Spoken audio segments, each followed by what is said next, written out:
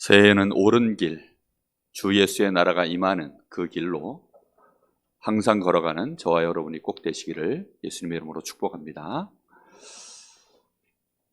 오늘 말씀 제목이 세 가지 근본 체험입니다. 제목이 참 중요하죠.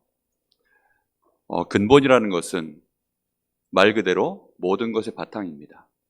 그렇기 때문에 이거는 알아도 되고 몰라도 되는 그런 것이 아니라 반드시 알아야 되는 것이고 그것을 나의 것으로 반드시 체험을 꼭 해야 됩니다.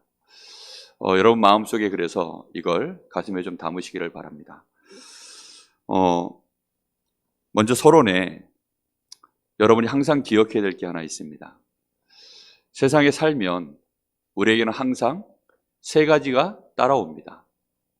문제가 항상 있고 갈등이 있고 위기가 있습니다. 어디 가든지 이거는 늘 따라붙어요. 늘 문제가 있고 어디 가든지 아무리 좋은 곳에 가도 시간 지나면 결국은 거기에도 갈등이 있고 좀 더 지나고 나서 보니까 위기가 되어버리는 이런 상황들이 계속 반복되어집니다. 그러면 이때마다 우리는 문제 속에 그냥 빠져 있을 것이냐? 그럼 늘 문제 속에서 사는 거죠. 아니면 갈등이 왔는데 그 갈등을 내가 싫어가지고 그냥 늘 피하기만 하면 갈등이 피해지든가요? 피할 수 있는 사람은 피하면 됩니다. 사람들이 그렇게 얘기하죠. 똥이 무서워서 피하냐? 더러워서 피하지. 그래서 막 피합니다. 근데 피할 수 없는 사람이 몇 사람 있죠. 예를 들어 결혼을 하면 부부관계는 못 피해요. 그렇죠? 또 교회를 여러분이 다니시면 교인과의 관계, 특히 목회자와의 관계, 혹시 여러분이 직장 생활하거나 사업을 하면 또 그 사업 관계 때문에 만나는 사람들 있습니다. 그럼 그런 것들이 갈등으로 또 그 속에서 문제가 계속 발생을 하는데 여러분 어떻게 하실 겁니까? 그냥 피해만 다닐 겁니까? 뿐만 아니라 그런 것들이 어느 날 해결이 안 된 채 계속 쌓이면 그게 나중에 빵 터져요. 그걸 보고 위기라고 합니다. 그때는 여러분 어떻게 하실 겁니까? 그래서 여러분 마음속에 반드시 문제가 오면 이 문제를 정확하게 보고 이게 진짜 문제 맞나 아닌가부터 확인을 하고 문제를 정확하게 읽어내고 그 다음에 뭘 찾아내야 될까요? 답을 찾으셔야 됩니다. 그래서 여러분 마음속에 딱 기억하세요. 아, 이게 문제다 이러면 반드시 거기에 따라붙어야 될 답, 이 단어가 하나 있습니다. 그게 뭐라고요? 답. 여기에 답이 뭘까? 답을 찾으셔야 됩니다. 갈등이 오면 어떻게 되죠? 갈등이 오면 반드시 갱신하셔야 돼요. 갈등이라는 말은 이 갈자라는 말이 칡덩쿨할 때 그 갈자입니다. 칡갈자예요. 등자는 등나무 등자입니다. 그리고 갈등이라는 말은 무슨 말이냐면 칡덩쿨하고 이 등나무하고 여러분 칡덩쿨하고 등나무 아시죠? 등나무도 이렇게 이제 막 줄기가 올라가잖아요. 복잡하게. 근데 이 칡도 막 이 줄기가 올라갑니다. 근데 이 둘이 서로 얽혀서 꼬이면 그 상태를 보고 갈등이라고 해요. 그럼 이 둘이 만나서 꼬이면 절대 못 풉니다. 그걸 어떻게 풀겠습니까? 문제는 혼자서 있을 때는 절대 갈등이라는 단어를 안 써요. 그런데 이게 서로 이제 부딪히면 누군가 한 사람은 칡이고 누군가 한 사람은 등나무예요. 무슨 말인지 이해됩니까? 예를 들어 부부 관계면 남편이 칡이든지 부인이 등나무든지 그래서 둘이 꼬이는 거예요. 그러면 이거 해결이 됩니까? 절대 이게 꼬여가지고 이제는 시간이 지나면 결국은 뿌리를 잘라버려야 돼요. 이거 해결하려면. 그렇게 되어지는 순간 파경을 맞이합니다. 그렇게 되기 전에 어떻게 되죠? 한 사람은 누군가가 여기에서 갱신을 빨리 하셔야 돼요. 갱신하는 방법은 어떻게 하면 되느냐? 그거는 조금 이따 말씀해 드리겠습니다. 분명한 것은 우리가 갈등 속에 계속 있으면 다 죽자는 겁니다. 결국은. 갈등에서 벗어나시기를 예수님의 이름으로 축복합니다. 여러분, 목회자인 제가 저희 집사람하고 갈등이 있을까요? 없을까요? 혹시 없을 거라고 생각하시는 분은 정말 순진하신 분입니다. 그분은 너무나 인생을 진짜 난 참 바보처럼 살았군요. 바보입니다. 바보. 갈등이 있다는 말 듣고 혹시 목사님도 그래요? 그럴 수가 이렇게 생각하시는 분 있습니까? 그 사람은 더 바보입니다. 그것 때문에 혹시 마음에 나는 그렇구나, 안 되겠다, 뭐 인생 뭐 있어? 그냥 막 살자. 이렇게 혹시 생각하는 사람이 있습니까? 그 사람은 정신병입니다. 여러분, 갈등은 반드시 있을 수밖에 없어요. 죄송한 얘기지만 어제도 저희 집 사람하고 저하고 제가 칡넝쿨이고 저 사람은 등나무기 때문에 할 수 없이 또 얽혔습니다. 얽혀가지고 그 갈등 속에 빠져 있으면 결국은 어떻게 됩니까? 이제는 뭐 파경으로 가는 거죠. 사람들은 갱신할 생각을 안 하고 그냥 갈등 속에 그냥 계속 묶여 있는 거예요. 거기서 빠져나오면 되는데 문제가 오면 답을 찾아내면 간단하거든요. 그런데 문제 속에서 계속 빠져 있으면 문제야. 거기서 말라 죽는 것입니다. 결국은 이런 것들이 어느 날 쌓여가지고 위기가 오는데 부부관계 위기가 오는 거예요. 어느 날 이런 게 건강 문제가 위기가 오는 겁니다. 어느 날 경제 위기가 오는 거예요. 가정에 내 삶에 문제가 막 터져 오는데 그때는 어떻게 될까요? 그때는 여러분 위기가 오면 그때는 기회를 찾아내야 됩니다. 무슨 기회입니까? 그때는 이미 뭐 갱신이다, 뭐 답을 찾는다, 때가 늦었어요. 그때는 할 수 있는 게 하나밖에 없습니다.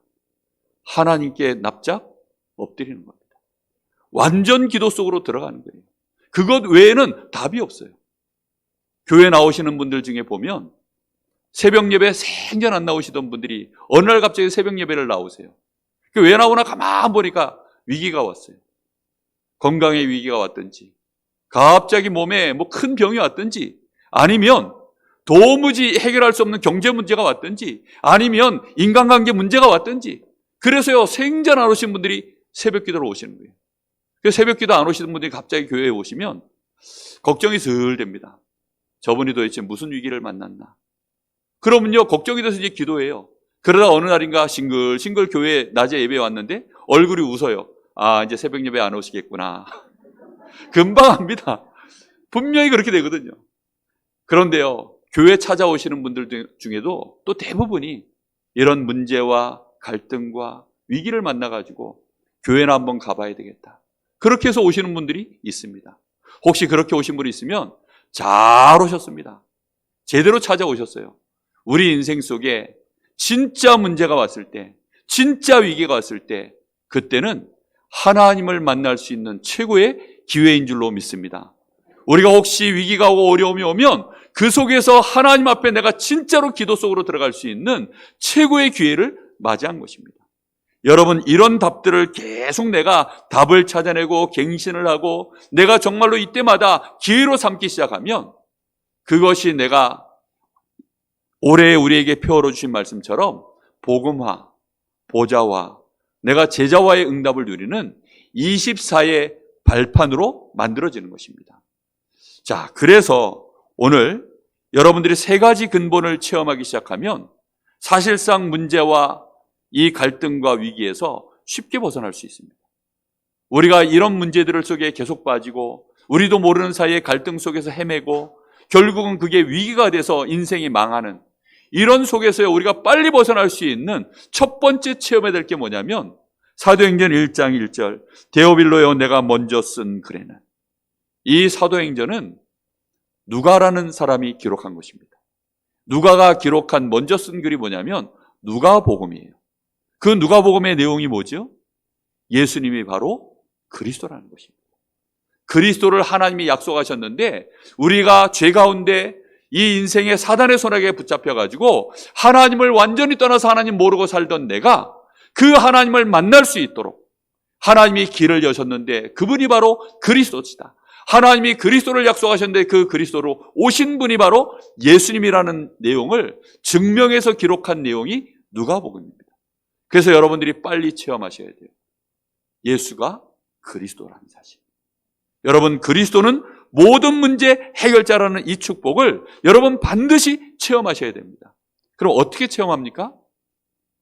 문제와 갈등과 위기가 오는 가장 큰 이유는 아무것도 아닌 연약한 나 중심으로 모든 걸 생각하고 살기 때문입니다.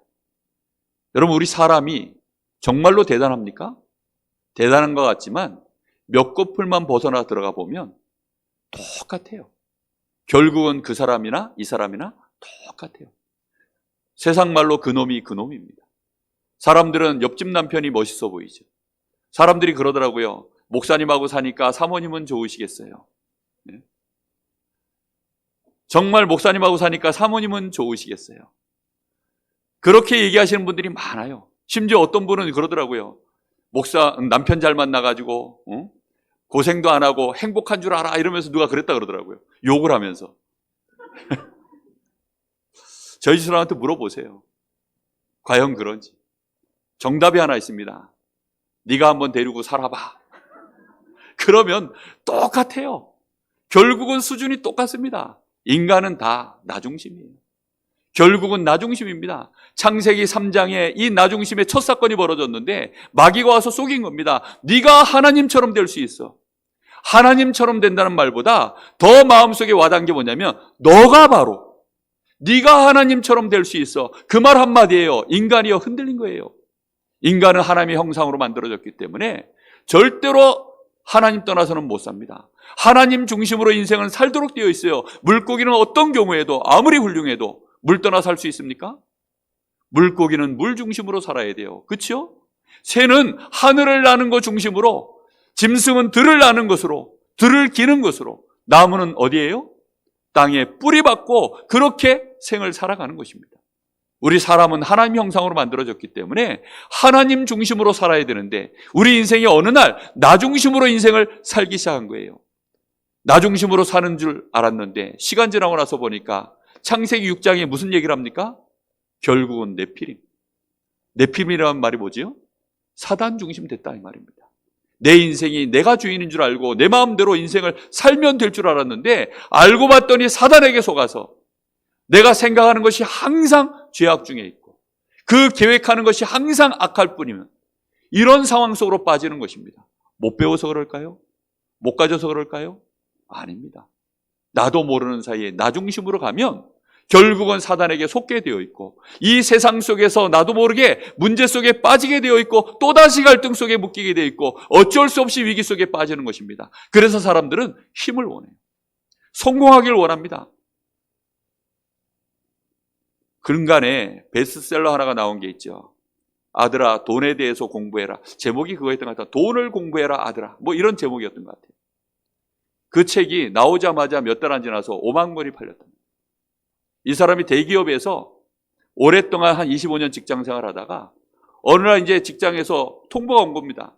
그래서 직장에서 잘리고 이 사람이 어떻게 하면 좋을까라고 하다가 내가 평생 일 공부만 열심히 했지 돈 공부를 안 했구나. 돈에 대해서 제대로 공부 좀 한번 해보자. 그렇게 해서 돈에 대하여 공부하다가 그걸 책으로 써낸 거예요. 근데 이 책이요 사람들에게 굉장히 어필을 많이 하는 거죠. 그래가지고 이게 한 5만 권이 순식간에 팔린 겁니다. 그래서 이 사람이 그 세상을 바꾸는 시간 15분인가 그 세바시 거기에 나와서 강연하는 걸 제가 들었어요. 그분이 돈에 대해서 한을 맺힌 거죠. 여러분 돈 없어서 인생이 그렇습니까? 재벌들한테 물어보세요. 문제 없는지. 돈 좀 있다고 하시는 분들한테 가서 물어보세요. 정말 아파트 한 채가 208억 7천만 원 하는 저 롯데월드 최고 꼭대기층에 사시는 분한테 가서 물어보세요. 인생이 행복한지, 문제 없는지, 갈등 없는지. 있습니다. 문제 없고 갈등 없는 것이 어디 있습니까? 그래서 사람들은 성공하면 되는 줄 아는데 알고 봤더니 그것이 결국은 무너질 수밖에 없는 바벨탑이라는 것을 한참 지나서야 겨우겨우 알게 되는 것입니다. 여러분 이 나중심에서 조금만 벗어나시기 시작하면 그때 여러분이 깨닫게 되는 것입니다. 나에게는 하나님의 은혜가 필요하구나.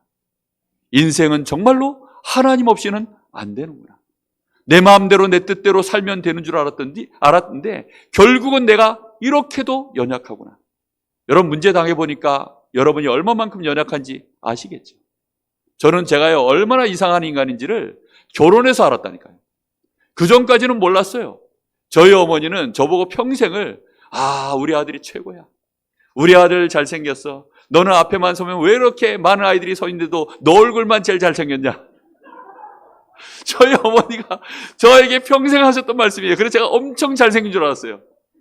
그런데 어느 날 처가에 가니까 들리는 말, 얼굴이 별론데?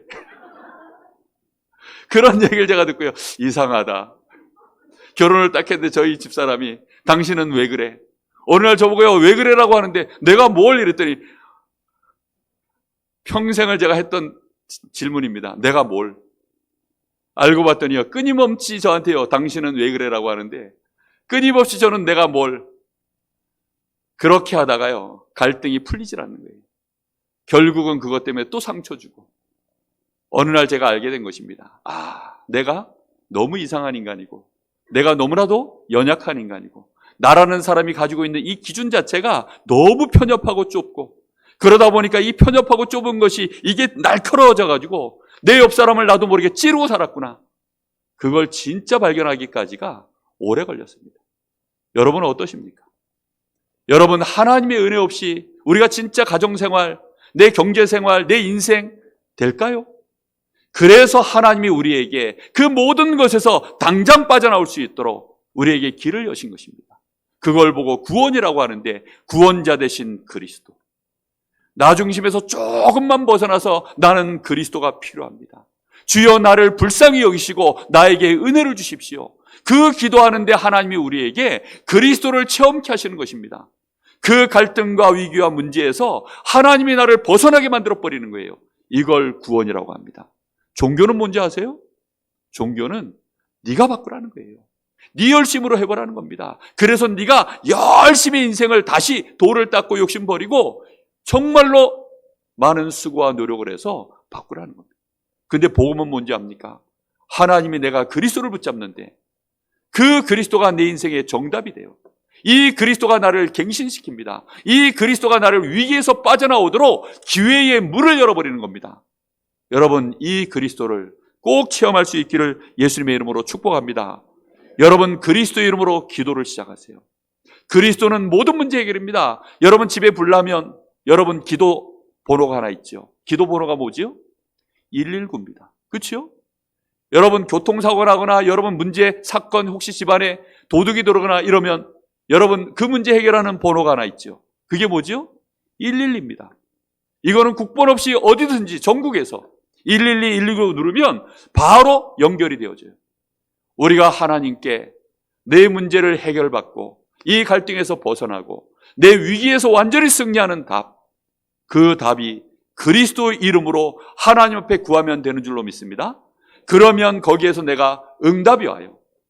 그럼 그 응답은 막바로 나에게 증거거리가 됩니다. 사람들 갈등 없는 사람이 있을까요? 저는 몇 가정 갈등 속에 있는 부부들을 상담을 해봤어요. 근데 그 상담이 생각보다 성공적으로 진행되더라고요. 저는 상담에 대해서 전문적으로 그렇게 깊이 있게 공부해 본 적이 없어요. 물론 상담에 대해서 공부도 하고 기본적인 학습은 했습니다. 근데 그것이요, 한 사람의 인생에 대하여 완전한 답이 될 만큼 어떤 분은 부부관계도 파경이 왔어요. 심지어 목사님하고도 큰 갈등이 왔어요. 경제는 완전히 바닥으로 갔어요. 얼굴을 보니까요, 이분은 거의 삶을 포기했어요. 어떻게 저한테 연결이 돼가지고, 그래서 이분하고요, 제가요 10번을 만났습니다. 10번을 딱 만나서 이분에게 문제가 뭐며, 거기에 답은 뭐며, 갈등은 왜 왔으며, 실제 이 위기와 이 파경이 왜 왔는지, 하나님의 말씀을 가지고 제 얘기를 가지고 고스란히 제 마음에 있는 모든 것들을, 제 삶을요 그대로 오픈해서 하나하나 다 얘기해 줬어요. 그랬더니 이분이요 한 2번쯤 듣더니 울더라고요. 그리고 3번째 듣더니 어떻게 하면 좋을까요? 이분이 그렇게 얘기를 하더라고요. 그때 제가 어떻게 그리스도를 붙잡았으며, 내가 어떻게 하나님을 만났으며, 어떻게 하나님의 은혜를 누렸는지, 그래서 그 위기에서 하나님 나를 어떻게 벗어나게 하셨는지, 더군다나 내가 어떻게 이렇게 목사까지 되었는지, 거기에 대한 여정들을 조금 얘기를 해줬습니다. 그랬더니 이분이요 믿음이 회복되더라고요. 그리고 자기도 기도해야 되겠습니다. 그리고 그 문제를 붙잡는 것이 아니라 하나님을 바라보기 시작하더라고요. 그 갈등 속에 그냥 있는 것이 아니라 어떻게 하면 내가 그리스도 붙잡고 하나님이 원하시는 계획이 뭔지 이걸 붙잡으려고 기도하기 시작하더라고요. 여러분, 그것이 최고의 축복의 시작입니다. 문제 해결의 시작입니다. 응답의 시작입니다. 축복의 시작입니다. 여러분, 이 속으로 꼭 들어가셔서 그리스도를 체험하시기를 예수님의 이름으로 축복합니다. 그러면 분명히 여러분에게 어느 날 여러분에게만 하나님이 주시는 힘이 있어요. 그게 바로 유일성의 답이에요. 여러분, 이것은 여러분에게만 주는 답이기 때문에 이것이 여러분의 우리 공부하는 학생들에게는요, 학업을 해야 될 유일성의 답이 나옵니다. 내가 학업을 해야 될 이유, 사업을 하는 사람들은 사업의 이유, 내가 직장 생활을, 이 직장을 왜 다녀야 되는가? 갈등 속에서 다니는 것이 아니고, 죽지 못해 다니는 것이 아니라, 내 자녀 공부시켜야 되니까 다니는 것이 아니라, 진짜 내가 이 직장을 다녀야 될 이유, 내가 운동을 하면 왜 이 운동을 해야 되나? 내가 왜 이 파트에서 내가 이 일을 해야 되나? 거기에 대한 이유들이 진짜 나와요.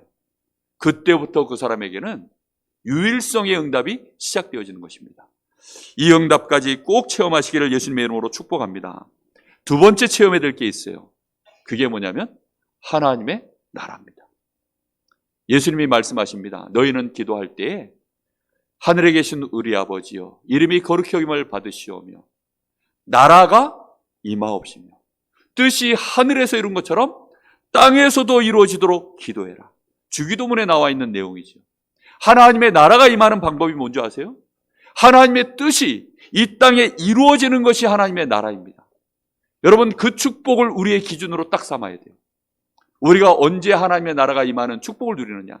죽어서 가는 천국, 맨날 그 얘기만 하니까 불신자들이 조롱하는 거예요. 천국 가봤나? 네 얼굴을 보니 지옥인데, 야, 네 얼굴부터 천국으로 바꿔, 이럽니다. 아이들이요, 교회 다니는 부모님들이, 엄마 아빠가요, 분명히 교회에서는 중직자예요. 교회에 다니신 지 오래됐는데 막 부모끼리 막 싸우니까 자녀들이 그래요. 불신앙을 좀 버리세요. 그 말인즉슨 뭡니까? 하나님 준 제도는 믿으시라는 거예요. 여러분, 하나님의 나라라고 하는 이 비밀을 모르면 우리도 모르게 이 땅을 분명히 구원받은 천국 백성인데도 지옥 백성처럼 살 수밖에 없어요. 하나님의 나라가 임하는 비밀이 뭐죠? 기준이 하나님이 역사하실 때까지 기다리는 겁니다. 하나님의 나라의 일이 나에게 발견될 때까지 계속 말씀 안에서 그리스도 붙잡고 인도받으면 되는 거예요. 하나님이 계획이 이거구나. 그래서 하나님이 나에게 이 갈등을 하나님 나한테 허락하셨구나. 이 문제를 하나님이 허락하신 이유가 이거구나. 내가 이렇게 위기가 오도록까지도 하나님이 나에게 그냥 두신 이유가 그거구나. 이스라엘 나라가 오늘 말씀에 읽어보니까 사실은 이 배경이 뭐냐면 로마라고 하는 나라에 지금 이스라엘 나라가 완전히 멸망을 당해서 로마에 속국되어 있는 상태입니다. 나라에 큰 위기가 온 거죠. 근데 제자들이 물어봅니다. 그러면 주님, 이스라엘 나라의 이 위기 속에서 이제 벗어날 때가 언제쯤 될까요? 하나님이 이제쯤 벗어나게 하실까요? 질문을 이렇게 하는 거예요. 그랬더니 하나님이 뭐라고 얘기합니까? 그거는 너희가 알 바가 아니야. 사람들은 예수 믿는 이유가 다 자기 문제, 요거 해결해 보려고. 사람들은 내 병 고치는 거, 내 갈등 문제, 이거 해결하려고. 그거는 내버려 두세요. 그거는 어느 날 저절로 다 해결돼 버립니다. 너희는 먼저 그의 나라와 그의 의를 구하라. 우리가 먹고 마시는 것은 사실은 평생에 우리의 고민이잖아요. 그런데 예수님은 주기도문에 뭐라고 얘기하시느냐? 일용할 양식만 구해라. 그게 무슨 말이죠? 사실상 먹고 사는 문제 신경 쓰지 말라고 할 정도로 하나님은 그렇게 말씀하고 있습니다. 왜입니까? 그거는 하나님이 다 책임지시겠다는 겁니다. 그러면 너희는 뭐만 하라는 거예요? 너희는 먼저 그의 나라와 그의 의를 구하라. 여러분, 하나님이 원하시는 시간표가 있습니다. 하나님이 응답하시는 때가 있어요. 그때까지 우리는 뭐 하면 되느냐? 기다리면 돼요. 그게 우리의 기준입니다. 기다리는 게 쉬울까요? 내가 뛰어드는 게 쉬울까요? 뛰어들어 보면 또 망쳐요. 그럼 조금 지나면 또 어떻게 되죠? 나는 치기요, 저기는 등나무예요. 그럼 또 어떻게 됩니까? 또 꼬여요. 어쩔 수 없이 꼬인다니까요. 그러니 어떻게 됩니까? 안 꼬이도록 남편들이요, 그냥 무조건 그냥 졌다 그럽니다. 그리고 남편들은 거의 탈출을 해요. 그래서 빨리 도망을 합니다. 그리고 들어올 때는 뭐 하느냐? 대화가 안 되도록 술을 잔뜩 먹고 들어와요. 잔뜩 술을 먹고 들어옵니다. 그러면 술 깨고 얘기하자. 그 다음날 또 술 먹고 들어옵니다. 그러면 술 깨고 얘기하자. 결국은 그 얘기가 유야무야 사라져버려요. 여러분, 그런 식으로 지나가 버리고 어떻게 됩니까? 여러분, 갈등을 여러분 해결 못합니다. 절대로 해결 못해요. 오늘 꿈 깨시기를 예수님의 이름으로 축복합니다. 여러분의 힘으로 문제 해결 안 돼요. 그럴 것 같으면 하나님이 네가 해결하라고 놔두시죠. 하나님이 굳이 그리스도를 보낼 이유가 뭐가 있겠습니까? 그 갈등을 네가 해결하라는 거지요. 그 위기를 네가 벗어나라는 거지요. 그게 종교에서 우리를 속이는 것입니다. 조금만 네가 바르게 해보지. 네 인생을 조금만 네가 열심히 해보지. 아니 네가 이 지식을 조금만 미리 가졌으면 됐을 텐데. 다 그렇게 얘기합니다. 그래서 사람들은 내가 미처 이 지식을 몰라서 그랬나 보다. 내가 미처 이것을 내가 공부 안 해서 그랬나 보다. 그래서 또 그걸 열광해서 막 봅니다. 됩니까? 안 됩니다. 왜입니까? 사단은 분명히 존재합니다. 그리고 나라는 사람은 이미 칡넝쿨이에요. 나라는 사람은 이미 등나무입니다. 누구를 만나든 휑휑 감아가지고요, 같이 망하도록 만들 수밖에 없는 연약한 존재입니다. 그런 내가 어떻게 하면 여기서 벗어납니까? 방법은 하나밖에 없어요. 요셉이라는 사람이 어느 날 태어났는데 어머니가 일찍 돌아가셨어요. 근데 아버지가 이 이스라엘 나라는 풍습이 일부 다처제입니다. 그러다 보니까 부인이 4명인데 자기 어머니는 돌아가셨어요. 근데 나머지 어머니들에게서 내 위로 형들이 10명 태어난 거예요. 자, 위로 형들이 10명이 태어나고 자기는 막내예요. 그런데 자기를 보호해줄 어머니가 없어요. 그러면 이 요셉은 어떻게 될까요? 형들이 하필이면 또 그 아버지가 요셉의 엄마를 특별히 사랑했어요. 그러다 보니까 요셉의 그 엄마를 통해서 태어난 요셉을 더 특별히 아낀 겁니다. 이러다 보니까 그 형제들이요, 이 요셉을 굉장히 미워했어요. 형들이 돌아가면서 꼴밤 하나씩만 때려도 하루에 몇 대를 맞아야 됩니까? 에이, 한 대 때리고. 지나가면서 에이, 한 대 때리고. 에이, 이유 없이 한 대 때리고. 10대를 매일 맞아야 돼요. 제가 저희 형님한테 고2 때 빠따를 한번 맞았습니다. 빠따를 왜 맞았냐? 자기 마음에 안 든다고 옥상에 가가지고 야구 선수였는데 야구 방망이로 엎드려 뻗쳐가지고 제 빠따를 치더라고요. 그 빠따 맞는데 얼마나 서럽고 얼마나 억울하고 정말로 서럽고 억울하더라고요. 여러분, 형들이 와가지고요, 10명이 그것도 매일 괴롭히는데 어느 정도로 괴롭혔냐? 죽일 마음으로 괴롭혔어요. 나중에는 요셉을요, 저 물웅덩이에 집어넣어서 저 물웅덩이에 빠뜨려서 저거 죽여버리자. 근데 하필이면 물웅덩이에 물이 없어가지고 못 죽인 겁니다. 그랬더니 한 형제가 그래도 양심이 있는지 우리가 형제를 죽일 수 있겠냐? 마침 거기에 노예 장사들이 지나간 거예요. 노예 상인들한테 이 요셉을 팔아버렸어요. 아버지에게는 요셉의 옷을 찢어가지고 피를 묻히고는 짐승이 물어서 찢어 죽였다고 그렇게 거짓말해놓고는 그렇게 노예로 팔아버린 것입니다. 그런데 이 요셉이요, 문제에 안 빠져요. 요셉은 누구를 아는 사람이냐? 하나님을 진짜 아는 사람입니다. 하나님의 은혜 속에 있는 사람입니다. 하나님을 체험한 사람입니다. 그 갈등에 똑같이 엮이지 않았습니다. 나중에 요셉이 완전 승리하고 난 이후에 요셉의 형들이 요셉 앞에 무릎 꿇는 일이 벌어졌어요. 저 같은 인격이면 절대 그냥 안 둡니다. 오늘도 제가 저희 형 얘기하잖아요. 왜 얘기할까요? 엿 먹으라고요. 얘기하는 거거든요. 얘기하는 이유가 그거밖에 없어요. 생방송으로 지금 듣고 계시거든요. 그거 왜 얘기합니까? 제 마음속에요, 어릴 때 맺힌 게 많아요. 그런데 지금은 빠져나왔죠. 빠져나왔으니까 이렇게 웃으면서 얘기하죠. 여러분, 얼마나 많은 사람들이 이게 한이 맺혀가지고 다들 상처 속에서 이게 골마가지고 못 빠져나옵니다. 자기를 갖다가 노예로 팔아버린 그 형들을 어떻게 요셉이 있겠습니까? 그런데 요셉은 그게 하나님의 계획 속에 있다는 사실을 정확하게 알고 있었어요. 하나님이 왜 그렇게 하셨는지를 알고 있었습니다. 그러다 보니까 하나님이 이유가 있어서 결국은 하나님의 시간표를 따라 요셉은 승리한 것입니다. 그 요셉이 형들을 만났을 때에는 오히려 위로하고, 형들이 두려워할까 봐 오히려 위로하고 괜찮다 하고 형들을 끝까지 살려버렸습니다. 살리는 사람 되시기를 예수님의 이름으로 축복합니다. 이게 하나님의 나라를 체험하는 거예요. 바벨론 나라의 다니엘, 포로로 끌려갔어요. 저 사드락 메삭 아벳느고가 포로로 끌려갔습니다. 포로로 끌려가 있는 그 상황은 위기 아닙니까 지금? 근데 그 위기 때 결단을 한 겁니다. 하나님이 하시도록.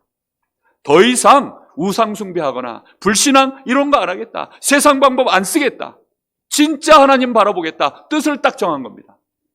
그랬더니 하나님이 그때부터요, 이 다니엘에게, 이 바벨론에 지금 포로로 끌려가 있는 이 지금 귀중한 하나님의 사람들에게 하나님이 지혜를 주시고 하나님이 기회를 주시고 문을 여시는 거예요. 그때마다 10배로 응답받는 역사들이 계속 일어나는 것입니다. 정말로 여러분 응답받기를 예수님의 이름으로 축복합니다. 특히 왜 우리가 하나님 나라를 체험하고 이것을 기준 삼아야 되느냐? 사단이 있기 때문입니다. 사단은 여러분의 가문, 여러분의 인생을 보이지 않게 끝까지 노력질해요. 여러분 믿든지 안 믿든지 귀신은 존재합니다. 우리나라에 지금 귀신 들려가지고 지금 무속인으로 그 활동하고 있는 사람들이요, 공식적으로 300만, 비공식적으로는 100만이 넘어요. 여러분 지금 3단체에서 하는 이 묵상, 명상, 이 명상 운동의 전부 마지막은 접신 운동입니다. 여러분 BTS 잘 아시죠? 방탄소년단. 일단 이름이 좀 마음에 안 들어요. 방탄소년단이라는데. 여러분 마음속에 이 사람들이 성공했구나, 그렇게 생각할 겁니다. 근데 이 사람들이 명상대학을 졸업한 사람들이에요. 3단체에서 운영하는.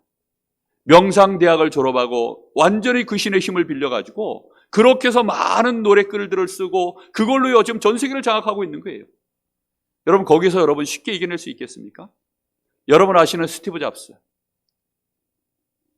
애플사의 오너였죠. 그 사람이 하루에 2시간을 아침마다 명상을 하고 시작을 한다고 합니다. 이런 사람들을 여러분, 사단의 나라에 이 엄청난 인물들이요, 지금도 세상을 장악하고 있어요. 그 정도가 아니죠. 여러분 가정과 가문에 이미 오래도록 이 사단이 여러분 집안을 흑암과 저주 속으로 밀고 들어가는 이 흐름이 있습니다. 그걸 여러분 끊어버리셔야 돼요. 그걸 끊어버리는 방법은 여러분 가정에, 가문에 하나님의 나라가 임하는 것입니다. 주로 이 하나님의 나라의 시간표는 언제 오지요? 위기 때 옵니다. 사건을 통해서 옵니다. 중요한 날들을 통해서 옵니다. 여러분 명절에 제사 지내야 되잖아요. 그 제사 지낼 때 내가 오늘부터 예수 믿기로 하면, 전에까지 지난번까지는 내가 제사를 지내고 거기에 절을 했었는데 이제는 내가 하나님 믿는 사람인데 하나님은 우상 숭배하는 거, 귀신에게 절하는 거 싫어하거든요. 제사 지내는 거 싫어하시거든요.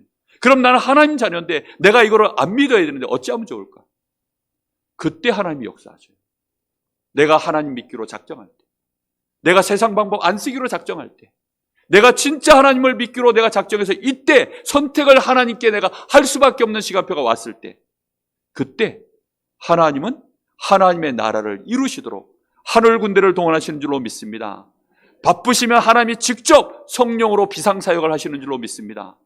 반드시 그 체험을 하셔야 돼요. 그리고 세 번째 하셔야 될 체험이 뭐냐면 사도행전 1장 8절입니다. 성령 충만의 역사를 체험하는 것입니다. 우리는 구원받았는데도 사실상 우리의 체질은 불신자 상태에 그대로 머물러 있어요. 우리의 영적인 상태가 너무나 연약합니다. 사단이 속으면 쉽게 속아요. 너무너무 쉽게 속는 거죠. 사단의 말에는 그렇게 귀가 빨리 들어갑니다. 우리의 생각은 늘 어찌하면 성공할까? 그러다 보니까 돈이 우상이에요. 성경에는 그걸 만몬이라고 표현합니다. 너희가 물질과 하나님을 겸하여 섬길 수 없느니라. 사람들이요, 물질이 우상이 돼버렸어요. 그래서 돈만 된다면 무엇이든지 하는 세상이 돼버렸습니다. 여러분 그렇게 되어지면 사실상 우리는 또다시 망하는 거거든요. 그런데 나도 모르게 그렇게 우상에 빠지고 세상 것 좋아하고 육신에 빠지고 그러다 보면 나도 모르는 사이에 사실상 하나님과 관계없는 문제와 갈등과 위기와 여전히 그 속에 살아야 되니까 어쩔 수 없이 정신적으로 연약해집니다. 어느 날 우울증이 찾아오는 거예요. 어느 날 아무것도 아는 일에 두려움이 오는 겁니다. 나도 모르게 이 스트레스가 찾아오기 시작하는데 이기지를 못해요. 여러분 정신병 앓고 있는 지금 연예인들 얼마나 많은 줄 아세요? 공황장애 앓고 있는 연예인들 정말 많아요. 그래서 약을 먹고 그 약에 대해서 좋은 병원, 좋은 의사 자기들끼리 다 합니다. 그리고 거기서 벗어나 보려고 좋은 취미들을 막 얘기해줘요. 그 대표적인 게 낚시입니다. 대표적인 낚시광 여러분 아시죠? 도시어부에 나오는 사람입니다. 낚시광이에요. 이갱규라고. 여러분 아시는지 모르겠어요. 이 사람이 공황장애 심각하게 앓고 있어요. 그런데 이 낚시 가지고 거기서 벗어나 가서도요 약 먹고 합니다. 약을 안 먹으면 안 돼요. 순간순간마다 그렇게 남을 웃기고 뭐 정말로 평생 연예인의 그 예능의 대부라고 하는 사람인데 얼마나 많은 사람들이 그 사람 만나서 성공 좀 해보려고 줄을 대는데요. 결국은 그 사람은 시달리고 있어요. 여러분 아셔야 됩니다. 정신 문제가 오늘 오는데 우리도 모르게 좀 갈등이 오면 거기에 또 묶여버리잖아요. 그러다가 그 스트레스를 못 이겨서 삶에도 문제가 옵니다. 그래서 그 스트레스를 이기기 위하여 소비하는 돈이 또 얼마나 많이 나갑니까? 저는 돈 쓸 데가 사실 별로 없어요. 술 안 먹지요. 뭐 담배 같은 거 안 피죠. 너 특별히 뭐 뒤에서 숨어가지고 뭐 이상한 영적 문제가 있어가지고 도박을 한다거나 이런 것도 없죠. 그러다 보니까 사실 거의 돈 쓸 일이 없어요. 한 번씩 그냥 취미생활 하는데 거기에 나가는 돈은 좀 있어도 거의 돈 쓸 일이 없습니다. 그런데 사람들은 그쪽으로 지금 흑암 문화 속에 얼마나 많은 돈들이 지금 나가는지 모릅니다. 진통제 문화. 내 스트레스를 이기고 어떠한지 거기서 해소하고 그 문제에서 벗어나 보려고 몸부림치느라고 거기에 나가는 경제가요 굉장히 큽니다. 거기에서 나도 모르는 사이에 이제는 삶이 무너져 버리는 거예요. 거기서 벗어나는 길, 나의 연약함에서 벗어나는 길, 그게 결국은 어느 날 내 자녀들에게 또 고스란히 대물림돼서 내 자녀가 나를 닮은 거예요. 여러분 자녀가 여러분 닮은 거 보면 신경질 나시죠? 할렐루야입니까? 여러분 자녀가 여러분 닮은 거 보면 스트레스 받으시죠? 얘가 요거는 안 닮아야 될 것인데 이러면서. 그래가지고 남자들이 주로 얘기합니다. 공부 못하는 자녀들 보면 지 엄마 닮아서 공부 못하는 거. 또 엄마들은 그래요. 지 아빠 닮아가지고 죽어도 나 닮았다 소리는 안 합니다. 왜요? 그걸 인정하는 순간 엄청난 스트레스가 오니까. 그래서 인정을 안 해요. 그런데 분명한 것은 다 그게 대물림에서 또 내려갑니다. 거기다가 또 자기 문제 쌓여가지고 심각한 문제가 점점점 오는데 못 이깁니다. 그걸 단판에 해결하는 길, 하나님이 주시는 힘 얻으시면 될 줄로 믿습니다. 그걸 보고 성령 충만이라고 해요. 성령 충만 속으로 꼭 들어가시기를 예수님의 이름으로 축복합니다. 그러면 어느 날 흐름이 딱 바뀌어요. 힘이 있으면 흐름 바뀝니다. 힘이 있으면 반드시 흐름이 바뀌어요. 여러분 힘 있는 자 중심으로 모든 것은 돌아가는 것입니다. 제가 부교육자 생활할 때 저희 교회는 담임 목사님이 계셨을 거 아닙니까? 그렇죠? 부교육자 때 제가 착각을 해가지고 이걸 어떻게 좀 해볼까? 저걸 좀 어떻게 좀 해볼까? 암만 해봐도 안 되더라고요. 왜 안 될까요? 부교육자는 힘이 없어요. 힘이 없는 주제에 뭘 해보려고 하니까 안 되는 거죠. 그러니까 제 마음속에 무슨 생각이 드느냐? 또 불신앙이 들어요.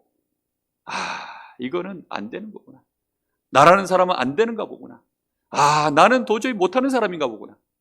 혼자서 그런 생각을 계속 하는 거예요. 그러니까 혼자서 불평하고. 그러다 보니까 내 마음속에요. 우리 목사님은 왜 이러시냐? 우리 장로님들은 왜 이러시냐? 우리 교회는 왜 이러냐? 저 여자는 왜 이러냐? 우리 자식 새끼들은 왜 이러냐? 나도 모르게 맨날 원망하고 불평하고. 그럴 수밖에 없는 것이요. 힘없는 사람들의 특징입니다. 어느 날 부인이 와가지고 여보, 애 신발 사줘야 돼. 여보, 애 옷 사줘야 돼. 여보, 애 등록금 있어야 돼. 복잡합니다. 무슨 소리입니까? 그게 한마디로? 돈 없다는 얘기 아닙니까? 돈 있으면 다 끝나는 거 아닙니까? 힘 있으면 끝나는 거예요. 하나님의 성령 충만 받으시면 여러분 끝납니다. 제발 올 한 해에는 그래서 여러분 마음속에 내가 전에 없었던 힘, 세상에서 말하는 힘 말고 하나님이 주시는 성령의 충만함에서 오는 그 힘 꼭 받아야 되겠다. 마음에 결단하시기를 예수님의 이름으로 축복합니다. 그러면 영적인 흐름도 바뀌고 여러분의 가정에 흑암 문화가 꺾이고 여러분의 현장에 흑암 문화가 무너지게 되어 있습니다. 그 일에 증인 되시기를 예수님의 이름으로 축복합니다. 자, 결론입니다. 여러분이 이런 근본적인 체험을 내가 꼭 하겠다라고 하는 방향을 설정하세요. 아시겠습니까?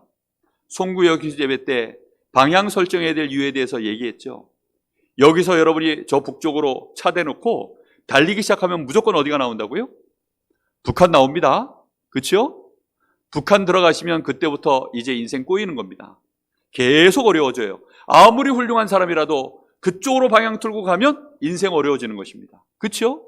아무리 모자란 사람이라도요, 북한에서 내가 남한으로 가야 되겠다 이러면 남한의 이 경제 대국의 이 남한의 경제적 혜택, 문화적 혜택 누리는 것입니다. 맞죠? 하나님의 복음, 그리스도, 하나님의 나라, 성령 충만, 내가 이걸 올 한 해는 꼭 내 평생에 누리는 시작을 해야 되겠다.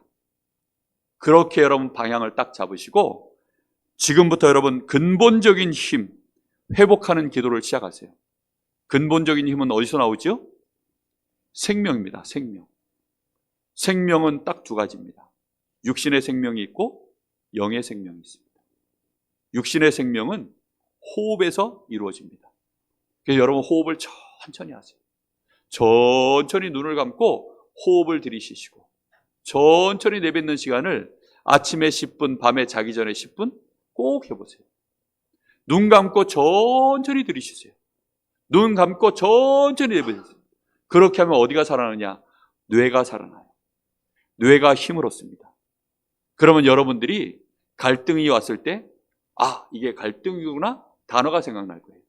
문제가 오면 이게 문제구나. 그러면 답 찾아야지. 위기가 오면 이때는 기회구나. 이렇게 여러분 머리가요 돌아가기 시작한다니까요. 근데 여러분들이 이 뇌가 죽어버리면 또 갈등에 빠져요. 그래서 또다시 옛날 방법으로 원망하고 불평하고 결국은 싸우고 결국은 갈등으로 깊이 묶여가지고 헤어나올 수 없는 상태로 또 들어갑니다. 그래서 여러분 밤에 주무시기 전에 아침에 일어나면 반드시 10분씩은 뭐 하시라고요? 눈을 감으세요.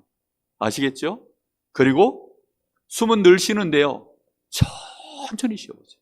방법은 천천히 하시면 됩니다. 내가 이렇게 천천히 쉬어도 되는가? 어느 날 제가요 자다 말고 중간에 숨이 한 번씩 이렇게 안 쉬어져요. 그래서 저희 집 사람이 저를 막 깨웁니다. 이 사람이 왜 깨우나 했더니 제가 원체 천천히 숨 쉬는 걸 하면서 자니까 나중에는요 숨을 안 쉬어요. 그러다 보니까 저희 집 사람이 놀래가지고 깨우더라고요. 여러분 그 호흡을 천천히 한번 해보세요. 그러면 집중력이 회복되어집니다. 그리고 뇌가 진짜로 살아나요. 이거 꼭 해보시기 바랍니다. 두 번째 생명이 뭐냐? 영입니다. 영.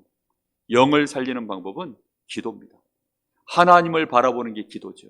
그냥 하나님 생각하세요. 그때 그냥 영이 살아납니다.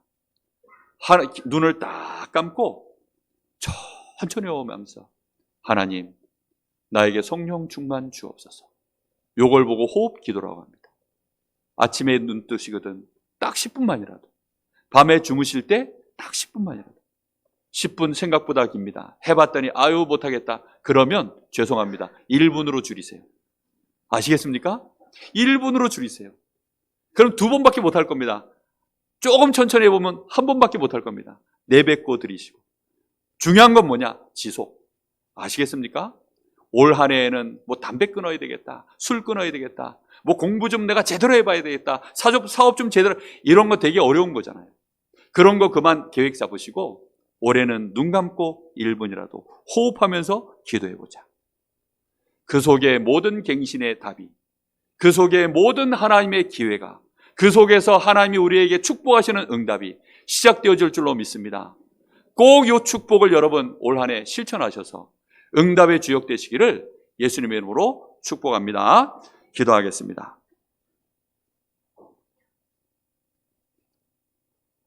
하나님 참 감사를 드립니다. 오늘도 하나님께서 우리에게 귀한 말씀을 통하여 문제 속에서 갈등 속에서 결국은 위기 속에서 영원히 멸망해야 되는 우리를 하나님이 사랑하시고 긍휼히 여겨주셔서 오늘 우리가 그리스도로 말미암아 완전히 해방받고 구원받게 하시며 더 나아가 우리 가정과 가문 내 현장을 살릴 수 있는 하나님 나라의 일을 감당할 자로 더 나아가 힘 있는 전도자로 설 수 있도록 우리에게 성령의 충만함을 약속하신 하나님께 감사를 드립니다. 이 축복을 우리 사랑하는 성도들 한순간도 빠짐없이 한 사람도 빠짐없이 매일매일 주님 오시는 그날까지 주님 앞에 가는 그날까지 우리의 생애에서 누려지게 하여 주시옵소서. 종국에는 24의 응답으로 일어나게 하옵소서. 살아계신 예수님의 이름으로 기도하옵나이다. 아멘.